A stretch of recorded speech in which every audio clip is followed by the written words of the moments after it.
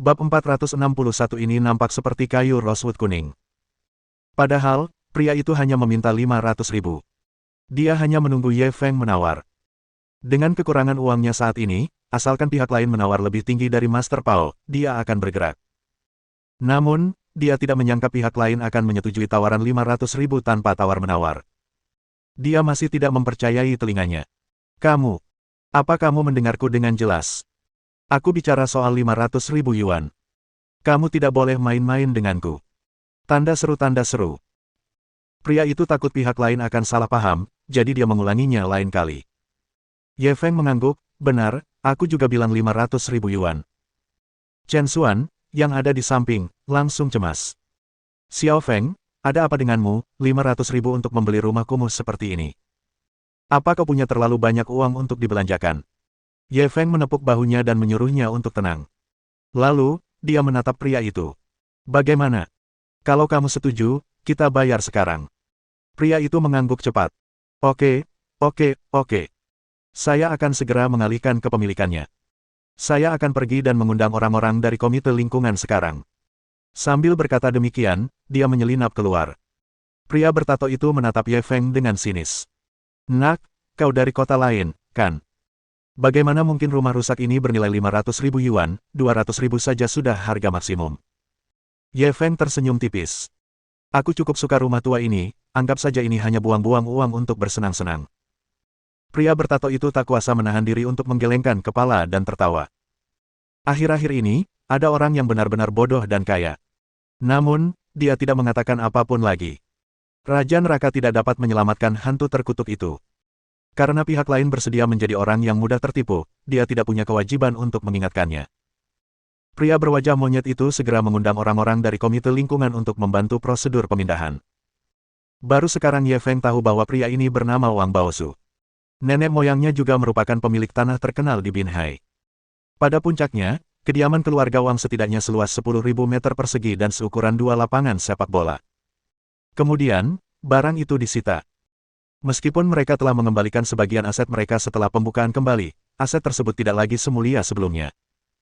Di bawah saksi kasino dan komite lingkungan, Ye Feng mentransfer 500.000 yuan ke Wang Baozu di tempat dan menyelesaikan pemindahan nama rumah. Kesepakatan itu resmi selesai. Setelah menyelesaikan ini, orang-orang dari komite lingkungan tidak dapat menahan diri untuk tidak menghela napas sebelum mereka pergi. Bisnis keluarga yang baik telah disia-siakan oleh penjudi ini. Sekarang, dia bahkan menjual rumah terakhirnya. Sungguh boros. Wang Baozu mengacungkan jari tengahnya ke punggung mereka. Rambut panjang, pengetahuan pendek. Tahukah kalian apa artinya mencari kekayaan dari bahaya? Tunggu sampai aku bertaruh besar dan memenangkan beberapa rumah. Aku akan membutakan mata anjing kalian. Pria bertato itu berjalan mendekat dan menepuk pundaknya. Saudara Wang, sekarang kamu punya uang. Bukankah seharusnya kamu membayar kembali uang yang kamu pinjam dari kasino kami? Wang Baozu buru-buru mengangguk dan membungkuk. Ya. Aku akan mengembalikannya sebentar lagi. Pria bertato itu langsung berseri-seri. Kalau begitu, atas nama kasino, saya menyambut saudara Wang untuk datang lagi. Dengan keberuntungan Anda, saya jamin Anda akan menang besar kali ini. Mendengar ini, Wang Baozu semakin puas. Terima kasih kepada Guru Pao, saya akan pergi dan mencoba peruntungan nanti. Pria bertato itu mengobrol dengannya sebentar sebelum pergi bersama anak buahnya, merasa puas. Baru saat itulah Wang Baozu diam-diam berjalan mendekati Ye Feng. Kakak, katakan yang sebenarnya, kenapa kau menghabiskan 500.000 untuk membeli rumahku yang jelek ini? Ye Feng mengamati rumah itu dan berkata dengan acuh tak acuh, bukankah sudah kubilang? Aku cukup suka rumah tua seperti ini. Wang Baozu memutar matanya dengan kesal. Banyak sekali rumah tua. Kenapa kau harus membeli rumahku? Apa kau punya informasi orang dalam? Apa tempat ini akan dihancurkan? Ye Feng mengalihkan pandangannya. Jangan terlalu banyak berpikir, aku hanya membelinya untuk bersenang-senang. Wang Baozu melihat bahwa ia enggan mengatakan yang sebenarnya dan tak kuasa menahan diri untuk tidak menggerakkan bibirnya. Lupakan saja kalau kau tak mau mengatakannya. Aku sudah menjualnya padamu. Kau bebas melakukan apapun yang kau mau. Dengan itu, dia pergi tanpa ragu-ragu. Baru pada saat itulah Chen Xuan berbicara lagi. Apa kau merencanakan sesuatu yang buruk lagi? Dengan pemahamannya tentang Ye Feng, orang ini sangat licik dan pastinya tidak akan melakukan transaksi yang merugikan. Ye Feng mengetuk hidungnya. Saudari Xuanlah yang mengenalku. Dia tidak langsung menjawabnya, melainkan mengeluarkan ponselnya dan menghubungi nomor Luo Jingyuan. Halo, Saudara Ye, kenapa Anda menelepon saya begitu cepat? Apakah ada sesuatu yang mendesak? Suara Luo Jingyuan segera datang dari ujung yang lain. Begini, saya baru saja membeli rumah tua, rumah itu pada dasarnya terbuat dari kayu, jadi saya ingin merepotkan Saudara Luo untuk mencari tukang kayu yang bagus agar bisa membantu saya memeriksanya. Hei, kukira ada sesuatu. Cuma masalah kecil. Apa pantas meneleponku? Bukankah aku asing dengan tempat ini? Aku hanya bisa mengandalkanmu. Baiklah, aku akan meminta anak buahku untuk membantumu mencarinya. Kirimkan alamatnya. Setelah Ye Feng menutup telepon, dia mengirimkan alamatnya. Luo Jingyuan sangat efisien. Setelah menunggu sekitar 10 menit, tukang kayu itu tiba. Tukang kayu itu berusia sekitar 60 tahun dan tampak jujur. Terutama ketika dia melihat kecantikan Chen Xuan, dia tergagap dan tidak bisa berbicara. Ye Feng tidak mempersulitnya. Ia langsung ke intinya. Bisakah kau membantuku melihat rumah ini dan melihat apakah ada barang berharga? Tukang kayu itu tidak berani lalai dan segera melihat sekeliling. Pada saat ini, Ye Feng tiba-tiba menyadari ada sosok yang menyelinap di sekitar pintu. Dia tidak perlu berpikir untuk mengetahui bahwa itu adalah Wang Baozu. Orang ini mungkin tidak puas setelah mendapatkan 500.000 yuan dan ingin kembali untuk menanyakan berita. Dia tak mau diganggu. Lagi pula, rumah itu sudah miliknya. Bagaimana mungkin dia merebutnya? Pada saat itu, si tukang kayu tiba-tiba berseru, "Ini, bagaimana ini mungkin?" Ye Feng dan Chen Xuan berbalik. Mereka melihat tukang kayu itu mengetuk balok di bawah atap yang runtuh. Ia tampak seperti melihat hantu. Apa yang kamu temukan? Ye Feng segera berjalan mendekat. Ini terlihat seperti kayu rosewood kuning. Suara tukang kayu itu bergetar. Bab 462 mesin cetak uang berjalan. Saat Ye Feng mendengar tukang kayu mengucapkan kata-kata, kayu mawar kuning, dia juga terkejut. Sekalipun dia tidak melakukan penelitian apapun tentang kayu, dia pernah mendengar tentang kayu rosewood kuning yang terkenal. Dia tahu bahwa ini adalah kayu yang sangat berharga. Benar-benar ada kayu rosewood kuning di rumah lusuh ini. Si tukang kayu ragu-ragu. Ia buru-buru mencabut balok dan membersihkan catnya. Tanda seru, tanda seru. Kayu coklat kemerahan itu langsung terlihat, dan pada saat yang sama, tercium aroma samar rempah-rempah Cina. Itu benar-benar kayu rosewood kuning, dan itu kayu rosewood kuning kualitas terbaik yang berumur ratusan tahun. Berapa harganya untuk kayu sebesar itu? Tukang kayu itu benar-benar tercengang. Dia telah menjadi tukang kayu selama puluhan tahun, tetapi dia belum pernah melihat sepotong kayu rosewood kuning utuh sebesar itu yang usianya lebih dari 100 tahun. Chen Xuan menatapnya dengan bingung. Bukankah itu hanya sepotong kayu patah? Apakah itu sangat berharga? Pria jujur ini, yang tadinya sangat pemalu hingga tidak bisa berbicara saat melihat Chen Xuan, langsung membalas dengan tidak senang. Kayu rosewood kuning, kayu cendana merah, kayu sayap ayam, dan kayu besi ini dikenal sebagai 4 pohon terkenal. Semuanya adalah harta karun yang tak ternilai. Dan balok ini terbuat dari kayu rosewood kuning berkualitas tinggi yang berusia ratusan tahun. Menurutmu, apakah harganya sepadan? Sambil berbicara, ia membelai lembut potongan kayu itu seakan-akan ia sedang membelai kulit bayi. Ye Feng berbicara lagi, "Tuan tua, tolong bantu saya memperkirakan harganya, berapa harga kayu ini?" Tukang kayu itu mengukur ukuran balok dan akhirnya memberikan harga. "Menurut perkiraan saya, kayu rosewood kuning ini saja nilainya setidaknya 100.000 yuan." "Berapa? 100.000?" Chen Xuan langsung membelalakkan matanya. "Sepotong kayu bernilai 100.000. Bukankah ini terlalu sulit dipercaya?" Wang Baozu, yang mengintip keluar pintu, juga benar-benar tercengang. Dia telah tinggal di rumah yang rusak ini selama bertahun-tahun, tetapi dia masih tidak tahu bahwa kayu yang rusak ini begitu berharga. Kalau tidak, dia pasti sudah menjualnya sebagai modal perjudian sejak lama. Meskipun hatinya berdarah, tetapi jika dipikir-pikir lagi, dia tampaknya tidak mengalami kerugian apapun. Dia telah mendapatkan 500.000 yuan. Dalam perbandingan ini, dia tetap mendapat keuntungan. Ye Feng menatap tukang kayu itu tanpa berkedip. "Tuan tua, silakan lihat yang lainnya. Apakah ada yang lebih berharga?" Si tukang kayu dengan enggan mengalihkan pandangannya dari kayu rosewood kuning dan berbalik untuk melihat ke tempat lain. Sesaat kemudian, dia berseru lagi. Pintu ini juga terbuat dari kayu rosewood kuning. Dan bingkai jendelanya, juga terbuat dari kayu rosewood kuning. Balok-balok ini juga, ya Tuhan, ini." Dia begitu gembira hingga tidak dapat berkonsentrasi. Setelah sekian lama, dia berjalan kembali dengan gemetar dan menatap Ye Feng seolah-olah dia telah melihat hantu. Rumah ini, semuanya terbuat dari kayu rosewood kuning, semuanya kayu rosewood kuning kualitas terbaik yang usianya sudah lebih dari 100 tahun. Ye Feng sudah siap secara mental. Lagi pula, sistem telah mengirimnya ke sini untuk mencari harta karun, jadi itu jelas bukan barang biasa. Meskipun demikian, dia masih agak terkejut. Seluruh rumah dibangun dengan kayu rosewood kuning yang berusia lebih dari 100 tahun. Nenek moyang keluarga Wang sungguh berani dan mendominasi. Chen Xuan benar-benar tercengang. Hanya balok itu saja bernilai 100.000 yuan. Tapi sekarang, seluruh rumah itu dibangun dengan kayu rosewood kuning. Berapa harganya? Adapun Wang Baozu yang berdiri di pintu, dia merasa seperti tersambar petir. Kepalanya berdengung. Seluruh rumah terbuat dari kayu rosewood kuning. Bagaimana ini bisa jadi kayu rosewood kuning? Itu jelas emas. Kok bisa-bisanya rumah ini kumuh? Jelas-jelas rumah emas. Sungguh menggelikan bahwa dia telah tinggal di sini selama puluhan tahun. Dia sebenarnya berbaring di atas emas itu tanpa menyadarinya. Bukan saja jantungnya berdarah, tetapi juga sakitnya luar biasa. Ye Feng segera tersadar. Tuan tua, bisakah Anda membantu saya memperkirakan berapa harga kayu rosewood kuning ini? Si tukang kayu menelan ludahnya. Seluruh rumah ini terbuat dari kayu rosewood kuning berkualitas tinggi yang berusia 100 tahun. Ini sungguh luar biasa. Saya perkirakan bahan kayu ini saja setidaknya lebih dari 300 juta. Meskipun Ye Feng sudah siap secara mental, dia masih terkejut saat mendengar angka ini. Kayu rosewood kuning senilai 300 juta. Sungguh mengejutkan. Chen Xuan yang berada di sampingnya begitu terkejut hingga dia tidak bisa menutup mulutnya. Ketika Ye Feng menghabiskan 500.000 untuk membeli rumah ini, dia pikir dia gila. Menghabiskan begitu banyak uang untuk membeli rumah kumuh yang tidak dapat ia tinggali. Dia sebenarnya punya uang tetapi tidak punya tempat untuk membelanjakannya. Baru sekarang dia tahu nilai sebenarnya rumah ini. Baru saat itulah dia menyadari betapa kejamnya tatapan mata pihak lain itu.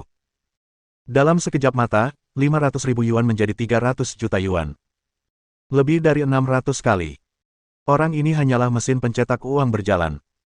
Tidak, kecepatan mesin pencetak uang mencetak uang mungkin tidak secepat kecepatan ia memperoleh uang. Pada saat ini, Wang Baozu, yang bersembunyi di kegelapan, tak bisa lagi duduk diam. Ia langsung bergegas keluar seperti orang gila. Bajingan kecil, kembalikan rumahku.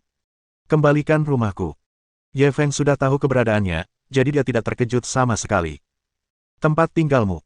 Kamu pelupa banget. Apa kamu lupa kalau kamu baru saja menjual rumah ini kepadaku? Wang Baozu memelototinya dengan mata merah. Aku tertipu olehmu, bajingan kecil. Kau menghabiskan 500.000 untuk membeli rumahku senilai 300 juta. Apa kau tidak takut akan pembalasan? Ye Feng tak kuasa menahan diri untuk mencibir, kalau aku tak menawar 500.000, kau mungkin sudah menjual rumah ini seharga 200.000. Terus terang saja, harta yang sama akan bernilai ribuan emas di tangan orang yang tahu nilainya. Di tangan orang yang tak tahu apa yang baik, harta itu tak ada nilainya. Kalau kau ingin menyalahkan seseorang, kau hanya bisa menyalahkan dirimu sendiri karena tak mengenali barangnya. Wang Baozu hampir gila. Ia langsung melambaikan tangannya. Aku tidak peduli. Kau harus mengembalikan rumah itu kepadaku. Kalau tidak, aku akan menuntutmu. Ye Feng sudah kehilangan kesabaran. Silakan tuntut saya. Saya punya tanda tangan hitam di atas putih. Semuanya sah. Saya pemilik sebenarnya rumah ini sekarang. Sambil berbicara, ia melambaikan prosedur pemindahan di tangannya dan menunjukkan tanda tangannya. Mata Wang Baozu memerah saat dia berlari maju untuk merebutnya. Ye Feng hanya menghindar, dan Wang Baozu meleset dari sasarannya. Ia terhuyung dan jatuh tertelungkup. Ada apa? Kamu masih mau merebutnya? Ye Feng tidak memiliki simpati di wajahnya. Tidak perlu bersimpati terhadap penjudi seperti itu.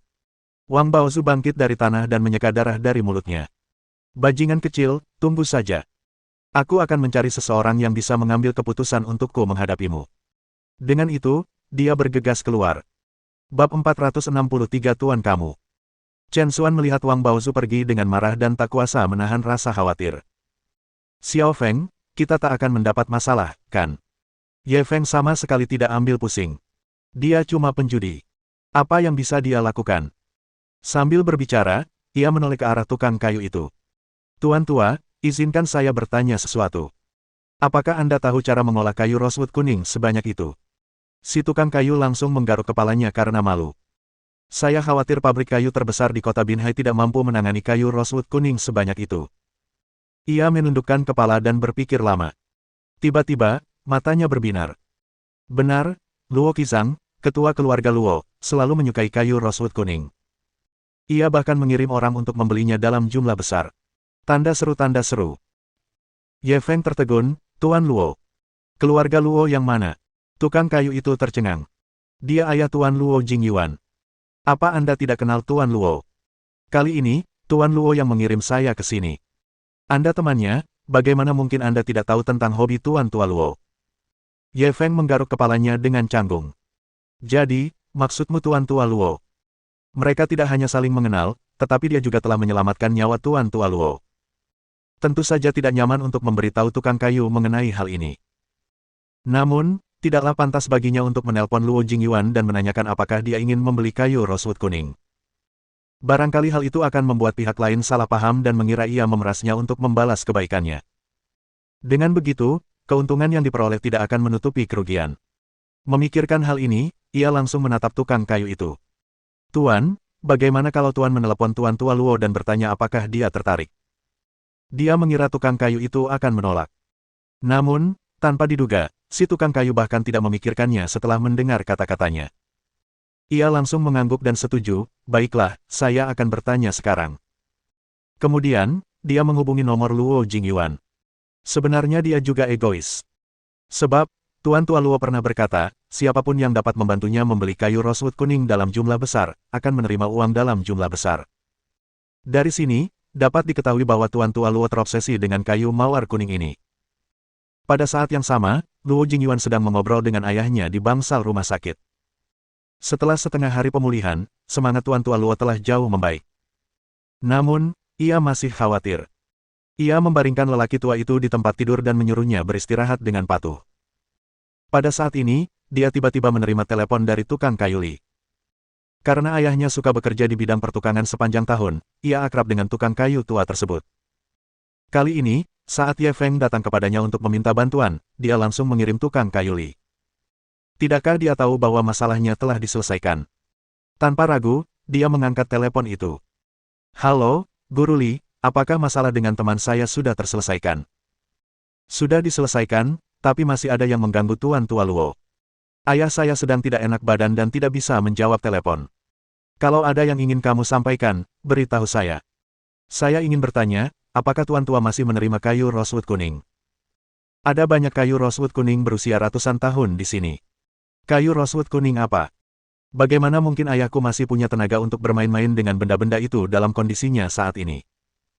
Kalau tidak ada yang lain, aku tutup dulu, kata Luo Jingyuan dan hendak menutup telepon. Pada saat ini, Tuan Tua Luo, yang tadinya tidur di tempat tidur, tiba-tiba melompat dari tempat tidur.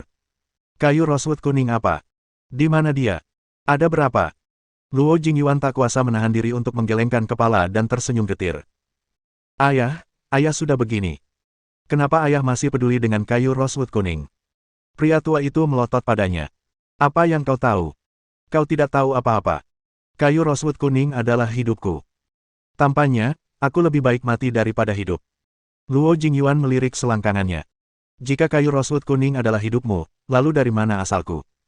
Nak, kamu sudah tua sekali, tapi masih saja mengolok-olokku. Tuan tua itu berpura-pura memukulnya. Luo Jingyuan buru-buru menghindar. Mereka berdua telah saling mengandalkan selama separuh hidup mereka. Daripada memanggil mereka ayah dan anak, lebih baik mereka memanggil mereka sahabat. Mereka mengobrol tentang hampir semua hal. Baiklah, jangan main-main. Cepat bawa ponselnya. Wajah Tuan Tua Luo langsung menegang dan dia tampak serius. Luo Jingyuan tidak punya pilihan selain menyerahkan telepon itu. Li Tua, apa yang kau katakan tentang kayu rosewood kuning? Di mana kau? Ada berapa? Apa itu? Seluruh rumah terbuat dari kayu rosewood kuning. Kau bercanda. Baiklah, katakan pada penjualnya bahwa uang bukan masalah. Jangan jual ke orang lain. Kau hanya berdiri di sana dan menonton. Kalau ada yang berani ikut campur, kau akan menamparnya keras-keras. Pria tua itu menutup telepon dan buru-buru mengenakan pakaiannya. Ayo cepat pergi. Kalau kita terlambat, kayu rosewood kuning itu akan direbut orang lain. Luo Jingyuan buru-buru menghampirinya dan memohon, ayah belum sembuh. Berbaringlah di sini dengan patuh. Aku akan membelikannya untukmu. Pria tua itu menggelengkan kepalanya dengan keras kepala. Tidak, aku hanya bisa merasa tenang ketika melihat kayu rosewood kuning itu dengan mataku sendiri. Sambil berkata demikian, dia pun keluar tanpa menghiraukan bujukan-bujukan itu. Luo Jingyuan tidak punya pilihan selain meminta bawahannya untuk menyiapkan mobil. Ye Feng dan Chen Xuan sedang menunggu di halaman. Tiba-tiba mereka mendengar suara rem datang dari luar. Segera setelah itu, pintu ditutup dengan beberapa kali bantingan. Tuan Besar Luo sangat cepat. Dia baru saja menutup telepon dan sudah ada di sini, kata Ye Feng bercanda. Begitu dia selesai berbicara, dia melihat sekelompok orang kuat menyerbu ke halaman dengan niat membunuh. Orang yang memimpin jalan adalah Wang Baozu. Saudara Biao, bajingan kecil inilah yang merampas rumahku. Kamu harus membantu saudaramu menegakkan keadilan. Setelah masalah ini selesai, kamu pasti akan menerima manfaatnya. Dia menatap Ye Feng dengan kebencian saat berbicara kepada pria di belakangnya. Jangan khawatir, kau kan adikku. Mencuri rumahmu sama saja dengan mencuri rumahku. Aku mau lihat anak nakal mana yang begitu buta sampai berani menindas adikku. Saat pria itu berbicara, dia mendongak. Saat dia melihat Ye Feng, dia merasakan hawa dingin menjalar di tulang punggungnya. Tuan Ye. Bab 464 Aku membawa saudara-saudaraku untuk menyambutmu.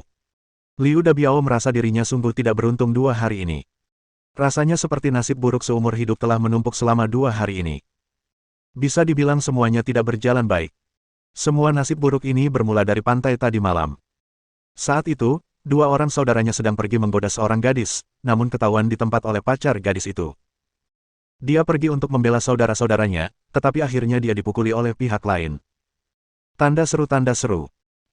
Dia pikir dia bisa melampiaskan amarahnya dengan mencari bosnya. Pada akhirnya, sang bos langsung ketakutan saat bertemu dengannya. Dia tidak hanya melarikan diri dengan putus asa, tetapi dia juga menarik garis yang jelas dengan mereka. Kekayaan masa depan saudara-saudaranya terputus. Sebagai bos, dia tentu harus memikirkan cara untuk menyelesaikannya. Oleh karena itu, dia ingin pergi ke kasino hari ini untuk mencoba peruntungannya. Pada akhirnya, ia kalah lebih dari 10 ronde berturut-turut. Dia bukan saja tidak memperoleh 1 sen pun, tetapi dia juga kehilangan seluruh modalnya. Pada saat ini, Wang Baozu tiba-tiba datang kepadanya untuk meminta bantuan. Dia mengatakan bahwa rumahnya telah ditipu dengan cara yang keji dan sekarang bernilai banyak uang. Asal dia bisa membantu mendapatkan kembali rumahnya, dia akan memberi Liu Dabiao hadiah sebesar 100.000 yuan. Lagi pula, dia bilang anak itu orang asing. Asal dia mengancamnya 2 kali, pihak lain akan patuh mengembalikan rumah itu. Ini hanyalah kesepakatan yang jatuh dari langit.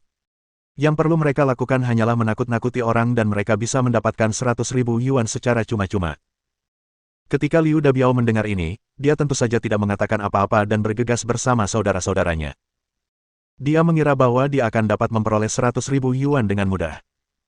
Di rumah kumuh ini, dia bertemu dengan kutukan terbesarnya. Nasib buruknya semua gara-gara orang ini.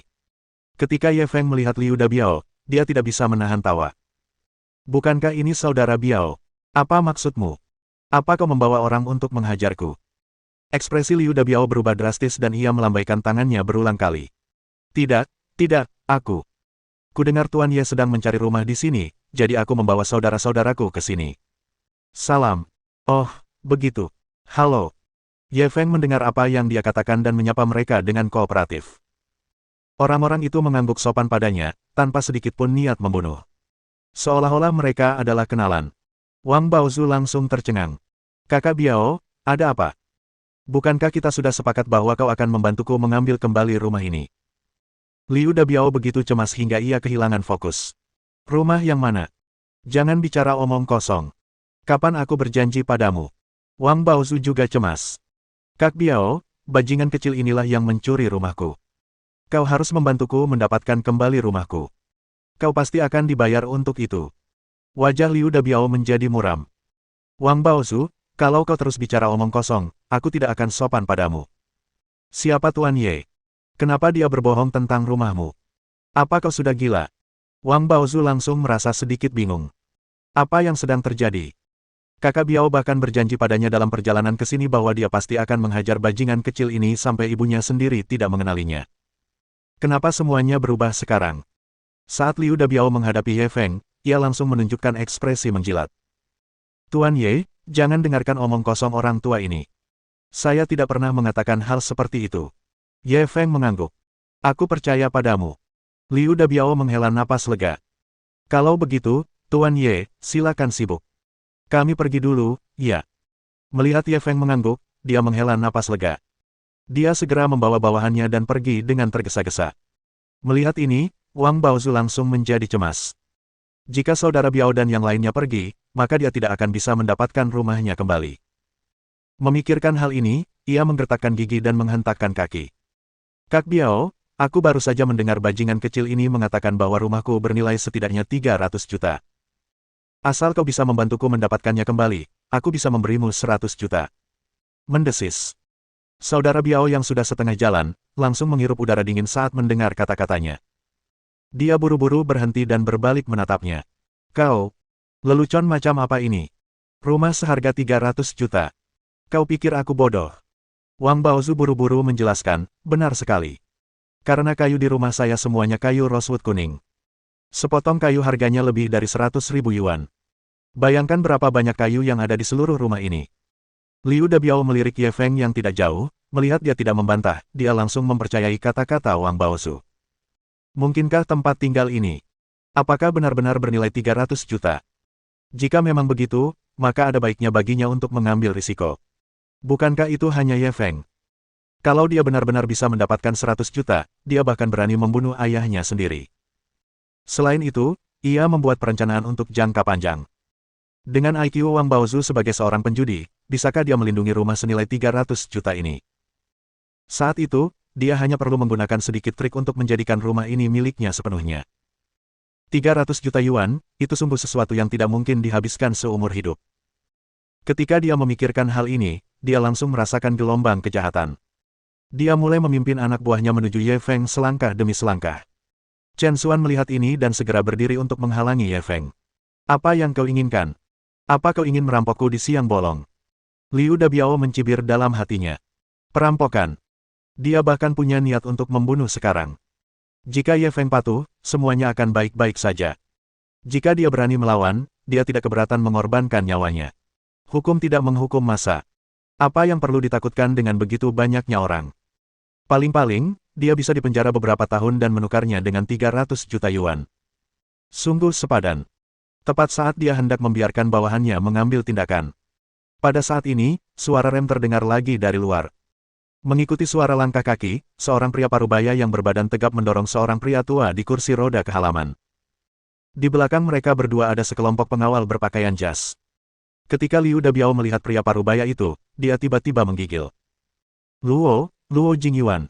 Bab 465 dari mana monster ini berasal? Liu Dabiao telah melihat dunia bersama Bos Gao, jadi dia tidak asing dengan Luo Jingyuan. Seorang penjahat seperti dia bahkan tidak pantas memakai sepatu orang sebesar itu. Dia hanya tidak tahu mengapa orang penting ini tiba-tiba muncul di tempat yang buruk seperti ini. Saat dia meragukan hidupnya, Luo Jingyuan tiba-tiba berbicara. Kak Ye, ini rumah yang kamu beli, ya? Lumayan kumuh, kan? Liu Dabiao benar-benar bingung. Saudara Ye. Bentuk sapaan ini agak terlalu akrab. Kalau hubungan mereka tidak terlalu baik, bagaimana mungkin mereka bisa memanggil satu sama lain dengan sebutan saudara? Memikirkan hal ini, dia berkeringat dingin. Sedikit lagi. Dia hampir saja menyerang Ye Feng. Kalau dia benar-benar bertindak, dengan hubungan Ye Feng dan Luo Jingyuan, betapa menyedihkan akhir hidupnya. Akan lebih mudah bagi orang besar seperti Luo Jingyuan untuk membunuhnya daripada menginjak semut. Pada saat ini, jika tidak karena dukungan saudara-saudaranya di belakangnya, Liu Dabiao tidak akan mampu berdiri. Pada saat ini, Ye Feng juga datang dan memamerkannya kepada Luo Jingyuan. Jangan lihat rumah bobrok ini. Ternyata penuh harta karun. Luo Jingyuan tersenyum pahit dan mengalihkan pandangannya. Ia menatap Liu Dabiao dan yang lainnya. Apa yang sedang dilakukan orang-orang ini? Ye Feng menoleh dan melirik Liu Dabiao. Tuan Luo bertanya padamu, kenapa kau tidak menjawab? Liu Dabiao tiba-tiba menggigil. Aku. Tepat saat dia panik, dia tiba-tiba melirik Wang Baozu yang masih bingung, dan tiba-tiba mendapat ide.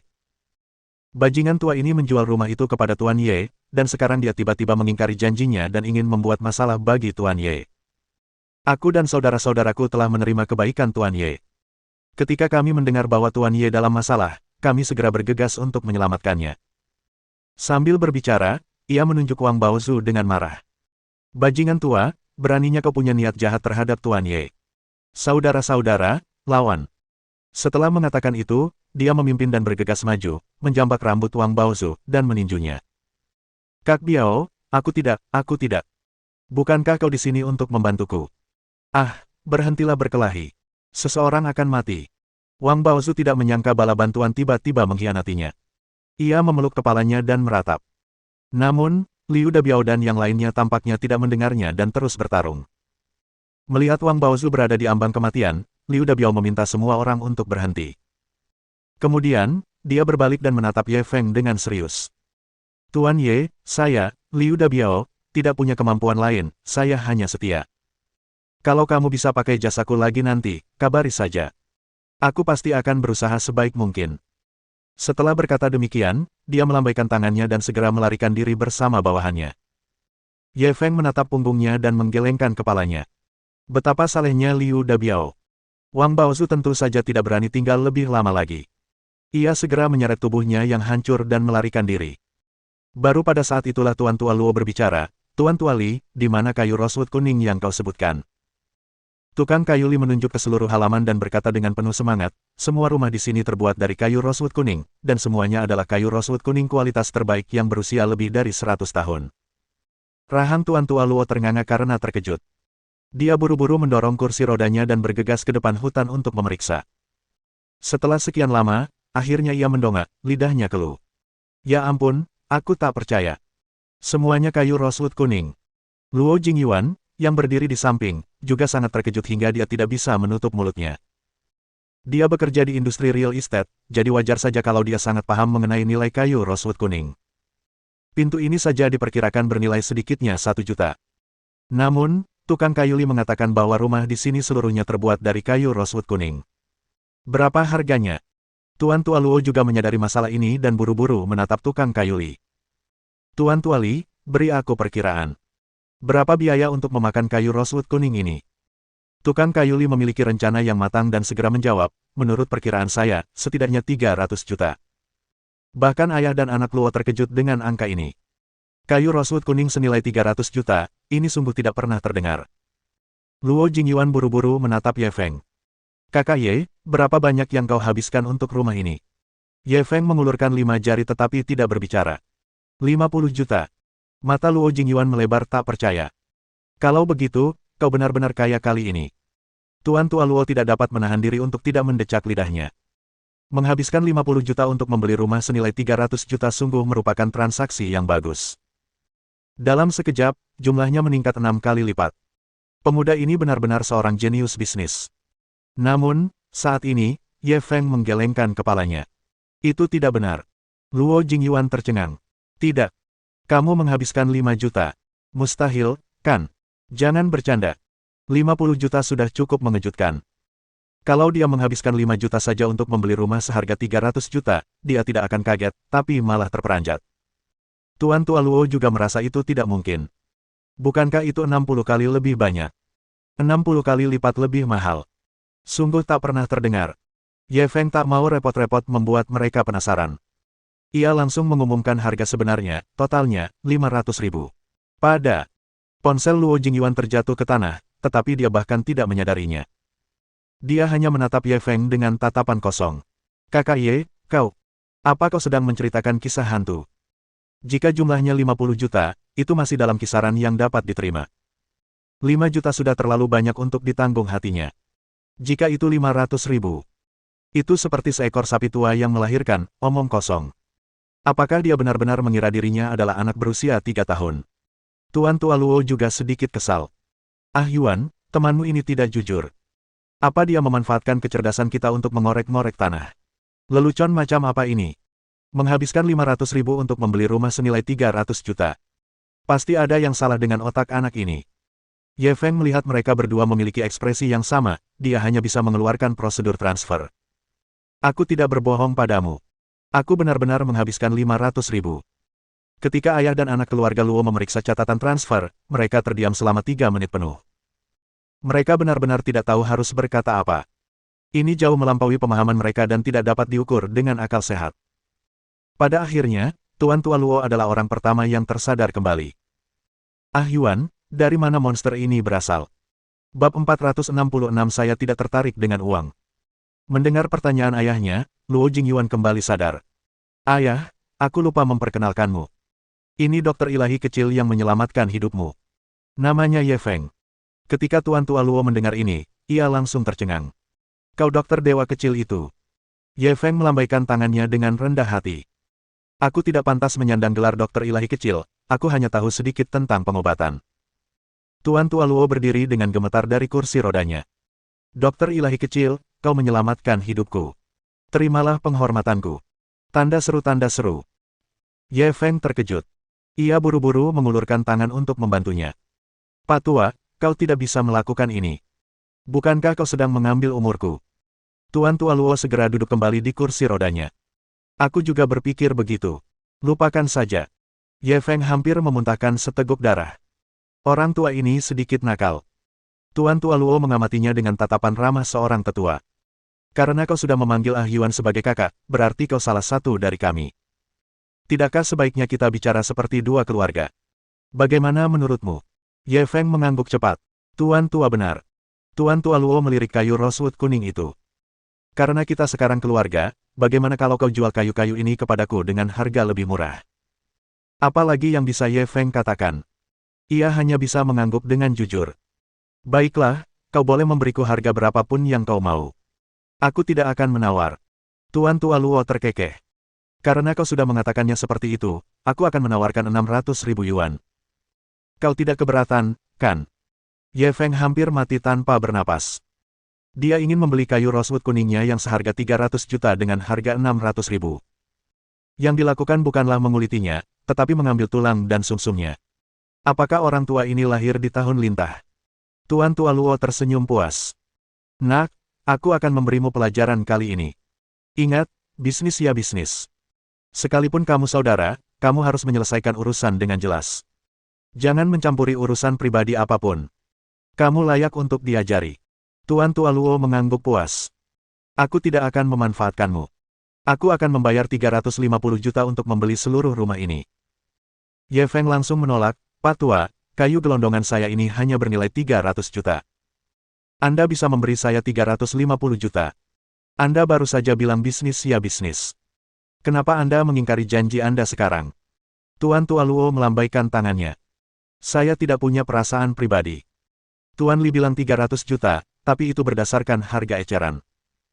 Dengan stok kayu rosewood kuning sebanyak milikmu, dan kualitasnya yang sangat tinggi, aku jadi lebih hemat waktu untuk membelinya. Wajar kalau aku menaikkan harganya dengan semestinya. Ye Feng masih ragu-ragu. Luo Jingyuan, yang berdiri di sampingnya, ikut angkat bicara, Saudara Ye, jangan khawatir. Ayahku lebih pintar dari monyet. Dia tidak akan rugi. Tuan Tua Luo memelototinya dengan kesal. Bocah, bagaimana kau bisa berkata begitu tentangku? Luo Jingyuan menatap ke langit dan tidak mengatakan apapun lagi. Ye Feng dikalahkan oleh ayah dan anak ini, dan ia langsung menyetujui tawaran mereka. Kedua belah pihak membuat kesepakatan saat itu juga. Ketika dia melihat 350 juta di rekeningnya. Chen Xuan, yang berdiri di samping, tiba-tiba merasakan emosi campur aduk. Dia merasa bahwa dirinya sudah dianggap jenius bisnis, tetapi dibandingkan dengan Ye Feng, dia langsung hancur. Dia bisa meraup untung bersih 350 juta hanya dengan sekali gerakan. Sungguh mengerikan. Hati Ye Feng tenang. Mungkin dia akan bersemangat pada saat pertama kali. Akan tetapi, ketika ia sudah terbiasa mencari uang seperti halnya makan dan minum, tidak ada yang perlu disyukuri, sebab itu adalah operasi rutin. Sebaliknya, penghargaan dari sistem tersebut malah membuatnya semakin bersemangat. Selamat kepada tuan rumah karena telah menyelesaikan misi perburuan harta karun, hadiah, 1000 teknik. Hadiahnya kali ini hanya 2 kata. Namun, dia tertegun. 1000 teknik. Apakah sistem mencoba mengubahnya menjadi seorang penjudi? Sebagai orang yang baik dan jujur, ia selalu berusaha menyebarkan energi positif. Bagaimana mungkin ia melakukan hal yang merugikan orang lain dan dirinya sendiri? Setelah menangani masalah di kediamannya, Ye Feng segera mengucapkan selamat tinggal kepada ayah dan anak Luo. Tuan Besar Luo, kalau tidak ada yang lain, saya permisi dulu. Tuan Tua Luo menatap kayu rosewood itu dan melambaikan tangannya dengan santai. Ayo pergi. Datanglah untuk makan malam saat kau senggang. Luo Jingyuan segera tersenyum meminta maaf kepada Ye Feng. Ayahku memang orang seperti itu, tolong jangan tersinggung. Ye Feng langsung tersenyum. Tuan tua tidak memperlakukanku seperti orang luar, kenapa aku harus tersinggung? Dengan itu, dia pergi bersama Chen Xuan. Mereka berdua tinggal di rumah tersebut kurang dari 1 jam. Saat dia keluar rumah, dia sudah mendapatkan 350 juta. Chen Xuan masih sedikit pusing. Ia tak bisa menahan diri untuk mendesah. Kecepatanmu menghasilkan uang bahkan lebih cepat daripada merampok bank. Ye Feng menatap matahari terbenam di langit. Aku sama sekali tidak peduli dengan uang, aku tidak tertarik pada uang. Bagiku, menghasilkan uang hanyalah pekerjaan sampingan. Chen Xuan tidak ingin berbicara dengannya lagi. Hal pertama yang dia katakan adalah Versailles. Mungkinkah mereka masih berteman? Pada saat ini, teleponnya berdering lagi. Dia menundukkan kepalanya untuk melihat sebelum menatap Ye Feng dengan enggan. Xiao Feng, aku benar-benar harus pergi. Perusahaan mendesakku lagi. Ye Feng memeluk pinggang rampingnya. Tidak bisakah kau pergi? Chen Xuan tak kuasa menahan diri untuk menggodanya. Kenapa kamu bertingkah seperti anak kecil? Kenapa kamu begitu manja? Ye Feng mengerutkan bibirnya. Tidak apa-apa kalau kau mau pergi. Apa kau tidak punya sesuatu untuk dikatakan? Mendengar isyaratnya, Chen Xuan tersipu. Namun akhirnya, dia cemberut sedikit dan berjingkat-jingkat. Ye Feng mendorongnya menjauh. Kamu, apa yang kamu pikirkan? Kenapa kamu selalu ingin memanfaatkanku? Dasar berandalan. Setelah itu, dia pergi tanpa menoleh ke belakang. Chen Xuan menghentakkan kakinya karena marah. Dia belum pernah melihat orang yang tidak tahu malu seperti itu. Kali ini aku biarkan kau pergi. Perhatikan bagaimana aku memperlakukanmu lain kali. Bab 467 Kemampuan Uang. Ketika Ye Feng kembali ke villa, Shen Baitian telah kembali. Saat ini, dia sedang duduk di karpet ruang tamu, cemberut dan merajuk. Bantal di tangannya pun ikut ditariknya hingga kapasnya beterbangan kemana-mana. Ye Feng berganti sandal dan berjalan mendekat. Bukankah kamu pergi mencari teman sekelasmu? Kenapa kamu terlihat begitu sedih? Shen Baitian mengabaikannya dan terus meraih bantal. Tanda seru. Ye Feng menarik kepalanya. Ada apa? Katakan sesuatu. Shen Baitian langsung menoleh dan memelototinya. Kenapa kau menarikku? Melihat sikapnya, Ye Feng pun kehilangan kesabaran. Ia menepuk-nepuk kepala wanita itu lagi. Sudah, ada apa? Shen Baitian seperti harimau kecil yang marah, siap bertarung. Namun, dia tampaknya telah mempertimbangkan perbedaan kekuatan yang besar antara kedua belah pihak dan akhirnya duduk kembali dengan patuh. Ye Feng menganggapnya lucu. Karena kamu tidak mau memberitahuku, lupakan saja. Kamu sudah makan. Aku akan mentraktirmu pesta makanan laut. Mata Shen Baitian berbinar saat mendengarnya menyebutkan makanan. Tanpa berkata sepatah kata pun, dia berdiri dan berjalan keluar. Ye Feng tak kuasa menahan diri untuk menggelengkan kepala dan tersenyum getir. Sungguh rakus. Keduanya memilih restoran makanan laut di dekat laut dan memesan sepiring besar lobster dan kepiting berbulu. Shen Baitian mengambilnya dan memakannya tanpa menahan diri, seolah ingin melampiaskan amarahnya pada makanan itu. Makan pelan-pelan. Nggak ada yang merebutnya darimu. Ye Feng memberinya tisu sambil mengingatkannya dengan baik. Shen Baitian tidak tergerak dan terus makan tanpa mempedulikan penampilannya. Dia makan selama lebih dari setengah jam. Meskipun dia berkeringat deras, dia sebenarnya hanya makan 2 kepiting dan kurang dari 10 udang karang. Atau kamu tidak akan memberitahuku? Ye Feng melihat dia sudah selesai makan dan bertanya lagi. Shen Baitian menundukkan kepalanya, pipinya menggembung, tetapi dia menolak berbicara. Ye Feng menggelengkan kepalanya. Lupakan saja, ayo pergi. Setelah itu, dia pergi membayar tagihan. Tepat saat dia keluar dari toko makanan laut, notifikasi sistem berdering di telinganya lagi. Sistem telah mendeteksi peluang navigasi baru, silakan lurus sepanjang jalan saat ini sejauh 100 meter dan belok kanan. Ye Feng mendengar pemberitahuan sistem dan tertegun. Kota Binhai benar-benar tanah yang diberkatinya. Dia baru berada di sini kurang dari 2 hari, tetapi dia sudah memicu navigasi sistem 4 kali. Pertama kali adalah ketika ia pergi ke bangunan kuno yang telah dihancurkan dan menemukan piala toples ayam yang tak ternilai harganya. Sistem menghadiahinya keterampilan medis kitab suci tas hijau. Kali kedua adalah di villa liburan. Dia telah menyelamatkan Tuan Tua Luo dan sistem telah menghadiahinya sebuah perusahaan material bangunan. Sore harinya, dia membeli rumah itu seharga 500.000 yuan, menghasilkan 350 juta, dan dia juga memperoleh 1000 teknik. Ini adalah keempat kalinya sistem navigasi dipicu. Apa sebenarnya yang dilakukan sistem ini? Meskipun terkejut, ia tak ragu. Ia langsung menggenggam tangan Shen Baitian dan mengikuti sistem. Kau mau membawaku kemana? Shen Baitian merasa penasaran ketika dia menyadari mereka tidak kembali ke villa liburan. Aku akan pergi dan menjualmu agar aku tidak khawatir, canda Ye Feng sambil lalu dan terus maju. Shen Baitian mengerutkan bibirnya dan menggumamkan sesuatu.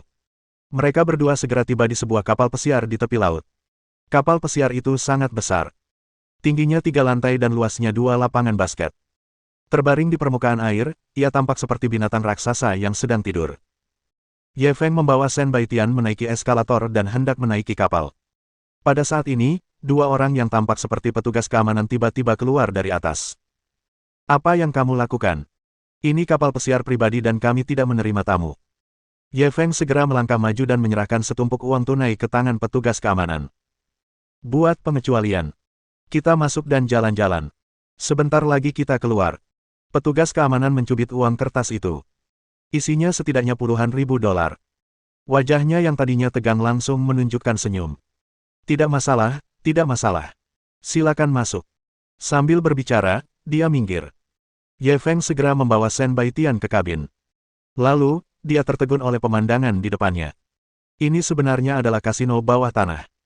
Peralatan judi terlihat di mana-mana di kabin besar itu.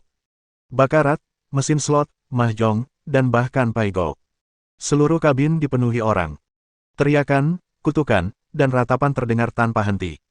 Ketika Shen Baitian melihat adegan ini, dia menatap Ye Feng dengan linglung. Kamu, bagaimana kamu tahu? Sebenarnya alasan mengapa dia dalam suasana hati yang buruk hari ini juga ada hubungannya dengan kasino ini. Teman yang ditemuinya kali ini adalah salah satu sahabatnya. Dia dulunya adalah seorang gadis yang sangat periang dan ceria. Namun, ketika dia melihatnya kali ini, dia mendapati bahwa dia terlihat kurus dan wajahnya cemberut. Setelah bertanya, dia mengetahui bahwa pihak lain telah dibawa ke kasino di tepi laut. Dia telah menginvestasikan puluhan juta dalam satu malam. Meskipun latar belakang keluarga sahabatnya tidak buruk, dia tidak bisa mengambil uang sebanyak itu sekaligus. Kemudian, dia dipaksa oleh kasino untuk menulis surat utang dan mengancam akan meneleponnya ke rumah jika dia tidak mengembalikan uang itu dalam waktu seminggu. Setelah Shen Baitian mengetahui situasi tersebut, dia kehabisan akal dan ingin meminta bantuan Ye Feng. Namun, setelah dipikir-pikir lagi, pihak lain itu tidak mengenal kota Binhai, jadi dia mungkin tidak akan banyak membantu. Oleh karena itu, dia sedikit tertekan sepanjang hari. Baru sekarang, ketika dia dibawa ke kasino bawah tanah ini oleh Ye Feng, dia benar-benar terkejut. Mungkinkah? Apakah dia tahu tentangnya? Jadi dia datang untuk membalaskan dendam sahabatnya. Saat memikirkan hal ini, air mata Shen Baitian langsung mengalir dari matanya. Bukankah dia terlalu baik padanya? Ye Feng melihatnya menangis dan merasa itu aneh. Apa yang salah dengan wanita ini? Bukankah itu hanya kasino bawah tanah? Kenapa dia menangis? Mungkinkah ini pertama kalinya dia melihat pemandangan seperti itu, jadi dia takut sampai menangis. Bab 468 Keberuntungan Gila Apa Ini? Ye Feng tidak tahu tentang Shen Baitian, siapa yang tahu mengapa sistem membawanya ke sini.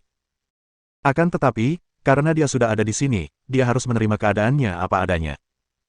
Dia memiliki 1000 teknik yang diberikan oleh sistem, dan sekarang dia berada di kasino, tidaklah masuk akal jika dia tidak mencoba peruntungannya. Dia langsung berjalan ke meja resepsionis dan melambaikan tangan ke resepsionis. Saya mau tukar chip. Resepsionis melihat penampilan dan temperamen mereka berdua yang luar biasa. Ia langsung berkata dengan hangat, berapa banyak chip yang ingin Anda tukarkan? Ye Feng melihat sekeliling kapal pesiar.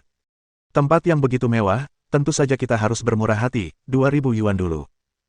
Resepsionis itu hampir memuntahkan darah. Awalnya, dia mengira dia akan meminta 20 juta yuan. Dia tidak menyangka jumlahnya hanya 2.000 yuan. Betapa sia-sianya perasaan. Dia segera menaruh 2 keping hijau di meja dengan wajah muram. Setelah Ye Feng membayar, dia mengambil 2 chip dan memasuki permainan. Shen Baitian sengaja mundur 2 langkah dan berpura-pura tidak mengenal orang ini. Anda setidaknya harus menukarnya dengan chip senilai puluhan ribu yuan. Terlalu memalukan untuk masuk dengan 2 chip. Ye Feng tidak terlalu memikirkannya. Ia menarik seorang pelayan dan menunjuk mesin di sampingnya. Mesin jenis apa ini? Pelayan itu menatapnya dengan aneh, namun tetap menjawab dengan hormat, Tuan, ini mesin slot. Bagaimana kita memainkannya? Kebanyakan orang yang bisa datang ke tempat bermain seperti itu adalah para veteran. Tidak seorang pun pernah menanyakan pertanyaan mendasar seperti itu.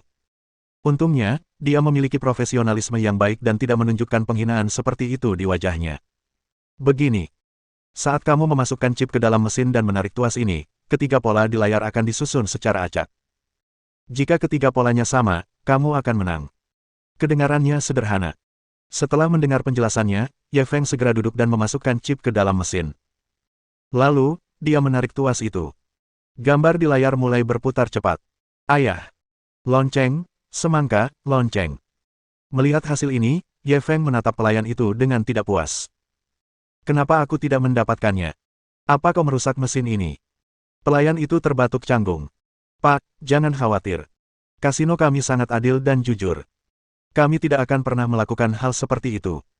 Mesin slot awalnya adalah pertaruhan probabilitas, dan mustahil untuk menang setiap saat. Di saat yang sama, ia tak kuasa menahan diri untuk mencibir dalam hati. Dasar bodoh. Kalau mesinnya tidak diutak-atik, apa ia akan membiarkanmu memukulnya? Kasino menyukai orang bodoh macam ini. Mereka akan membuatmu menangis mengingat orang tuamu malam ini. Ye Feng tidak berkata apa-apa lagi. Ia meletakkan kepingan terakhir di tangannya dan menarik tuas lagi. Hua, hua, hua. Gambar di layar mulai berputar cepat lagi. Ayah. Bel, bel, bel. Hadiahnya 10 kali lipat. Hualala. Keping senilai 10.000 yuan dimuntahkan. Yai, aku berhasil. Shen Baitian langsung berteriak kegirangan, menarik perhatian banyak orang di kasino. Bukankah itu hanya satu pukulan? Apa yang bisa dibanggakan? Kalau bukan karena kecantikannya, pasti ada yang memarahinya. Pelayan itu tak kuasa menahan diri untuk berkedip. Dia benar-benar mengerti. Keberuntungan anak ini cukup bagus. Ye Feng memasukkan koin lagi dan menarik tuas. Hua, hua, hua. Semangka, semangka, semangka. Hualala. Kali ini meningkat 20 kali lipat. Setumpuk keripik lainnya dimuntahkan. Wah, satu lagi.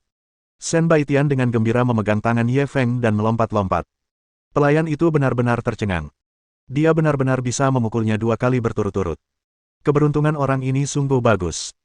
Ye Feng masih tanpa ekspresi saat dia terus memasukkan koin. Jeruk, jeruk, jeruk. Sukses lagi. Bar, bar, bar. Pukul lagi. Dia melemparkannya beberapa kali berturut-turut, dan setiap kali, dia berhasil mengenai sasaran. Shen Baitian bersorak sangat keras hingga suaranya hampir serak. Pelayan di samping membuka mulutnya lebar-lebar sehingga dia hampir bisa menelan telur. Dia telah bekerja di kasino ini untuk waktu yang lama, tetapi ini adalah pertama kalinya dia melihat orang mesum yang memenangkan jackpot. Keberuntungan ini benar-benar tak terduga. Dalam sekejap mata, setumpuk besar keripik menumpuk di depan Ye Feng. Sudah ada sekelompok besar orang berkumpul di belakangnya untuk menonton pertunjukan. Sial, adik kecil ini terlalu galak, iya. Kok bisa menang banyak di mesin slot? Saya sudah bermain begitu lama, tapi ini pertama kalinya saya melihat pukulan yang pasti. Keberuntungan gila macam apa ini? Aku benar-benar yakin. Mungkinkah mesinnya rusak? Kamu bisa mengenai semua peluru. Semua orang tercengang oleh operasi saleh Ye Feng. Seolah-olah mereka telah melihat hantu. Pada saat yang sama, di depan mesin penangkap ikan tak jauh dari sana, duduk seorang gangster yang mengenakan pakaian non-mainstream. Wajahnya yang cantik ditutupi riasan tebal, dan rambutnya diwarnai dengan warna-warni. Ada beberapa anting di telinganya dan sebuah anting besar. Dia mengenakan atasan tabung hitam, memperlihatkan pinggangnya yang indah. Dia mengenakan celana pendek denim, dan kakinya yang panjang tampak sangat memikat. Di belakangnya, sekelompok pria membantunya menyajikan teh. Kak Xiao Jiao, minumlah air. Lihat betapa keringnya mulutmu. Kak Xiao Jiao, apa kamu lelah setelah bermain begitu lama? Mau kupijat kakimu? Kak Xiao Jiao, kurasa kita harus keluar dulu dan menghirup udara segar. Kita bisa lanjut main kalau sudah pulang. Kak Xiao Jiao, ayo kita keluar dan makan sesuatu. Aku yang traktir. Ayah. Gadis itu menamparkan mesin pancingnya. Sudah selesai. Kau membuatku kalah lagi. Semua orang tutup mulut setelah ditegurnya. Namun, mereka mengumpat dalam hati. Kamu jelas-jelas noob dan suka main-main. Bagaimana bisa kamu menyalahkan kami? Akan tetapi, mereka hanya berani menggumamkan kata-kata itu di dalam perutnya, tidak berani mengucapkannya dengan lantang. Jika tidak, mereka mungkin dibuang ke laut untuk dimakan ikan. Bab 469. Apakah ini bahasa manusia? Zhuang Xiaojiao siap melanjutkan pertempuran. Pada saat ini, dia tiba-tiba mendengar ledakan sorak-sorai antusias di belakangnya. Dia langsung mengerutkan kening. Ada apa di sana? Pergi dan suruh mereka pelan-pelan. Apa mereka benar-benar pikir ini rumah mereka sendiri? Saat itu, salah satu antek langsung menjawab, ada anak kecil di sana yang sedang bermain mesin slot. Dia sangat beruntung dan sudah menang 10 putaran berturut-turut. Zhuang Xiaojiao tercengang. 10 pukulan beruntun. Apa kau bercanda? Dia sering bermain mesin slot, tetapi peluang menangnya sangat rendah sehingga bulu kuduknya berdiri. Dia hanya menang beberapa kali. Sekarang setelah dia mendengar seseorang telah memenangkan 10 ronde berturut-turut, reaksi pertamanya adalah bahwa pihak lain itu bercanda. Bagaimana ini mungkin? Si antek buru-buru menjawab dengan nada tertentu, benar sekali. Keberuntungan anak ini sungguh luar biasa. Aku hampir tercengang. Zhuang Xiaojiao berjalan mendekat dengan rasa ingin tahu. Dia segera melihat seorang pria sangat tampan duduk di depan mesin slot dan menarik tuas. Hua, hua, hua. Gambar di layar berputar beberapa saat sebelum akhirnya membeku. Bintang ganda, bintang ganda, bintang ganda. Pukulan lain. Mesin itu mengeluarkan setumpuk keripik. Dibandingkan dengan hasil buruknya karena kalah lebih dari 10 ronde berturut-turut, itu benar-benar seperti surga dan bumi. Mulutnya terbuka lebar karena terkejut. Benar-benar ada orang yang seberuntung itu. Hasil pertarungan gila Ye Feng juga membuat manajer kasino waspada. Manajer, anak ini sudah memenangkan hampir 200.000 yuan di mesin slot. Mungkinkah dia melakukan sesuatu? Apakah Anda ingin kami pergi dan menyelidikinya? Pria itu mengenakan kacamata berbingkai emas dan mengetuk-ngetukkan jarinya di atas meja seolah sedang menimbang untung ruginya. Jangan ganggu dia untuk saat ini. Dia akhirnya membuat keputusan. Kerugian sebesar 200.000 masih dalam kisaran yang dapat diterima kasino. Tidak perlu membuat keributan besar atas uang sedikit ini. Ketika lelaki kekar itu mendengar perintah itu, dia tidak mengatakan apa-apa lagi dan terus menoleh ke arah kamera pengintai. Ye Feng memainkan mesin slot sebentar, lalu mendorong kursinya ke belakang. Percuma saja menang dan tidak kalah. Aku sudah merasa agak lemas karena menang. Apa serunya? Akan lebih baik kalau yang ada menang dan kalahnya. Pasti lebih seru mainnya. Mendengar perkataannya, orang-orang yang berdiri di belakangnya merasa ingin memukulinya.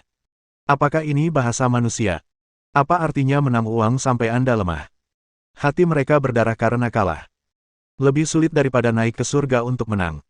Orang ini bahkan tidak ingin menang. Ketika mereka melihat tumpukan keripik di depan Ye Feng, mereka segera mengerti. Banyak orang yang menonton dari pinggir sejak awal. Mereka secara pribadi telah melihat bagaimana Ye Feng menang dengan 2 chip sampai sekarang. Tampaknya mereka dapat memahami mentalitasnya yang menyendiri dan mencari kekalahan. Kamu bisa bertaruh besar dan kecil. Semuanya bergantung pada keberuntungan. Seru, seseorang langsung menyarankan. Kalau begitu, ayo kita pergi berjudi. Ye Feng segera mengambil setumpuk chip dan pergi ke meja dadu. Semua orang mengikuti dan menggeser medan perang, ingin terus menonton dan melihat betapa beruntungnya orang ini. Jantung Zhuang Xiaojiao berdebar kencang dan dia segera duduk di samping Ye Feng. Karena keberuntungan pria ini begitu baik, maka dia juga akan beruntung. Mungkin dia bisa menang beberapa ronde. Ye Feng menatap meja kartu dan menggaruk kepalanya. Dia langsung menoleh dan melihat ke arahnya. Kamu tahu cara bermain. Zhuang Xiaojiao terkejut, tapi dia tetap mengangguk. Ya, Ye Feng sangat gembira. Kalau begitu, perkenalkan aku pada aturannya. Zhuang Xiaojiao tercengang. Orang ini bahkan tidak tahu aturannya. Kalau dia masih bermain-main dengannya, bukankah dia akan mencari kematian? Meskipun Zhuang Xiaojiao mengkritiknya dalam hatinya, dia tetap membantunya memperkenalkan aturan. Ada 3 dadu di dalam wadah dadu. Pembawa dadu akan mengocoknya secara acak untuk mendapatkan angka akhir. Angka terendah adalah 3 poin dan tertinggi adalah 18 poin. 3-10 kecil dan 11-18 besar. Dengan asumsi taruhannya 1-6, maka. Petik 2. Zhuang Xiaojiao mencoba sebaik-baiknya menjelaskannya kepada Ye Feng dengan kata-kata sederhana. Namun Ye Feng masih merasa sakit kepala. Ia melambaikan tangannya. Lupakan saja. Zhuang Xiaojiao kehilangan semua harapan saat melihat sikapnya yang merusak diri sendiri. Lebih baik bermain sendiri. Pada saat ini, sang pembagi mengocok cangkir dadu dan kemudian menatap orang-orang di atas meja. Taruhannya sudah ditetapkan. Ye Feng ragu sejenak, sebelum akhirnya menempatkan chip 1000 yuan ke area taruhan besar. Zhuang Xiaojiao, yang berada di sampingnya, melihat ketidakpercayaan dirinya, dan ia yakin kali ini ia pasti akan kalah. Kenapa kamu bertingkah seperti orang kecil? Apa kamu masih laki-laki? Sambil berbicara, dia mengambil 5 keping tanpa ragu dan melemparkannya ke area taruhan kecil. Ye Feng hanya menggelengkan kepala dan tersenyum. Dia tidak mengatakan apa-apa. Yang lainnya juga memasang taruhan mereka. Kemudian, mereka menatap cangkir dadu dan menunggu hasil akhirnya. Sang bandar melirik ke sekeliling lagi sampai ia yakin tidak ada yang akan memasang taruhan lagi. Kemudian, ia membuka cangkir dadu di depannya. Ketika semua orang melihat hasil akhirnya, ekspresi mereka sedikit aneh. Mereka semua menatap Ye Feng. Bukankah keberuntungan orang ini terlalu baik? Dadu yang muncul masing-masing adalah 5, 4, dan 6. Jumlahnya mencapai 16 poin, besar. Peluang untuk wilayah, besar, dan kecil, adalah 1:1. Sang bandar segera menyodorkan 2 keping di depannya. Kemenangan kecil di awal. Ye Feng mengambil 2 keping itu dan berbalik tersenyum pada Zhuang Xiaojiao. Menyenangkan sekali, ya. Zhuang Xiaojiao mengepalkan tangannya erat-erat. Ia ingin sekali meninju seseorang. Dia sengaja melawan Ye Feng dan bertaruh kecil. Uang 5.000 yuan pun terbuang sia-sia. Ekspresi Ye Feng saat ini, di matanya, seperti sedang pamer. Dia melotot padanya dengan penuh kebencian. Aku tidak percaya keberuntunganmu akan selalu sebaik ini, lagi. Bab 470 itu hanya operasi biasa.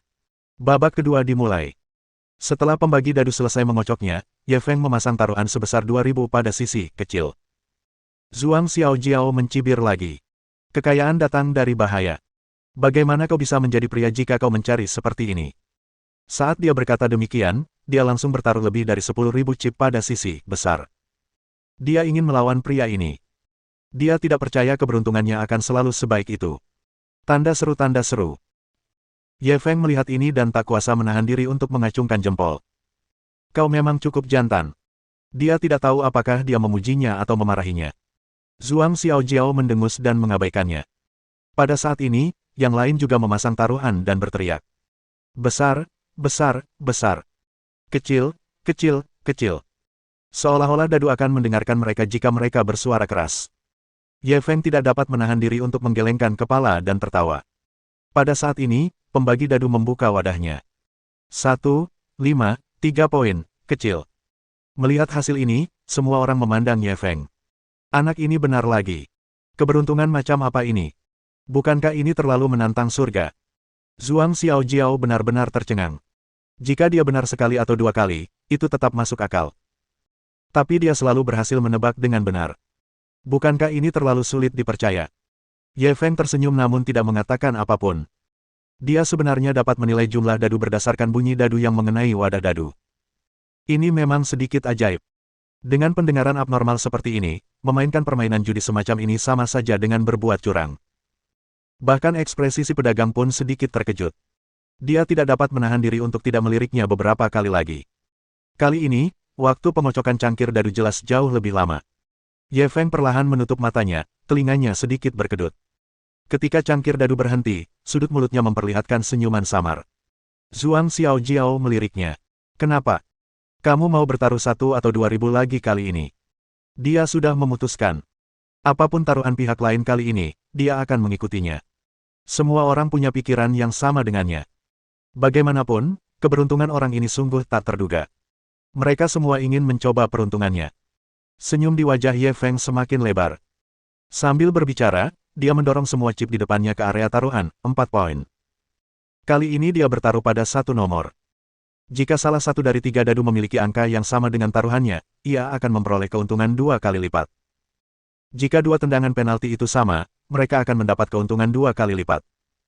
Demikian pula, jika ketiga poinnya sama, ia akan mendapat keuntungan 3 kali lipat. Peluang bertaruh pada 1 angka saja lebih rendah daripada bertaruh pada angka besar dan kecil.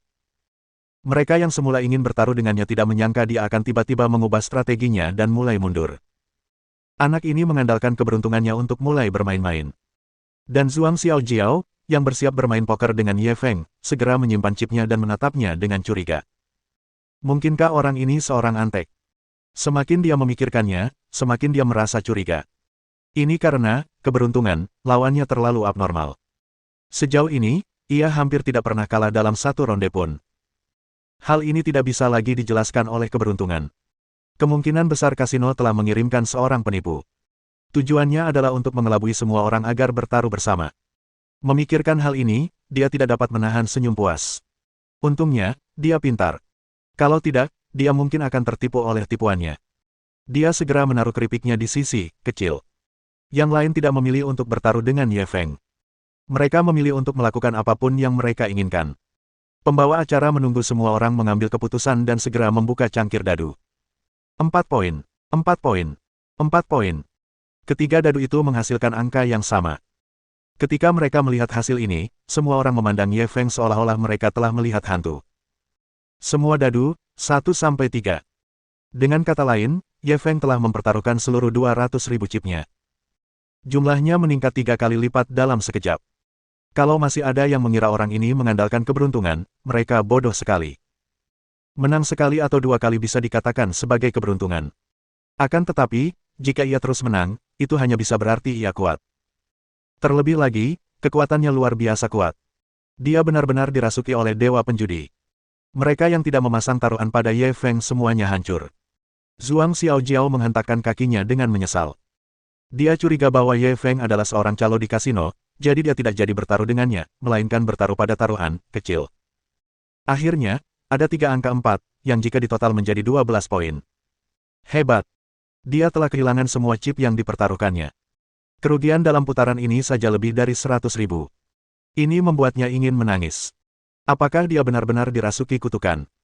Mereka sudah kalah sepanjang malam. Tidak mudah bagi dewa penjudi untuk muncul, tetapi dia sebenarnya melawannya. Jika dia tidak kalah, siapa lagi yang akan kalah? Zhuang Xiaojiao segera meminta anteknya untuk membeli chip senilai 500.000 yuan. Dia sudah memutuskan. Apapun taruhan Ye Feng, dia akan bertarung dengannya. Dia tidak percaya bahwa dia tidak dapat menang satu ronde pun. Ketika dia melihat dealer mendorong chip senilai 600.000 di depan Ye Feng. Shen Baitian, yang berada di belakangnya, sangat bersemangat.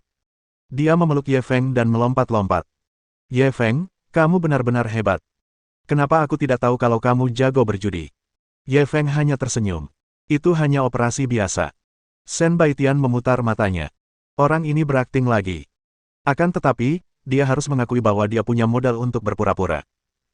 Terutama saat dia melihat ekspresi si pedagang berubah sangat jelek, dia merasa makin senang. Ini bisa dianggap sebagai pelampiasan kemarahannya atas nama sahabatnya. Pada saat yang sama, di ruang pemantauan, ekspresi manajer kasino sudah sangat jelek. Apa latar belakang anak ini? Mungkinkah kasino lain mengirim mereka ke sini untuk membuat masalah? Manajer, kalau kita terus kalah seperti ini, saya khawatir kita tidak akan bisa menjelaskannya kepada bos, seseorang di sampingnya segera mengingatkannya. Saat Ye Feng memasuki permainan, ia hanya menukarkan chip senilai 2.000 dolar. Dalam waktu kurang dari 1 jam, ia telah memenangkan lebih dari 600.000 dolar. Jika mereka tidak menghentikannya tepat waktu, akibatnya tidak akan terbayangkan. Mata manajer kasino itu berkilat dengan niat membunuh. Biarkan Penatuaki keluar dan menemuinya. Ketika orang-orang di ruang pemantauan mendengar ini, ekspresi mereka berubah. Membiarkan Tetuaki keluar, bukankah itu terlalu menyanjung bagi anak ini? Mohon dukungan dari omom ante-ante sekalian, buat subscribe atau sharekan novel Mimin ke Facebook kalian, agar channel Mimin bisa terus berkembang. Dengan begitu, Mimin bisa lebih semangat untuk up novel seru lain ke depannya.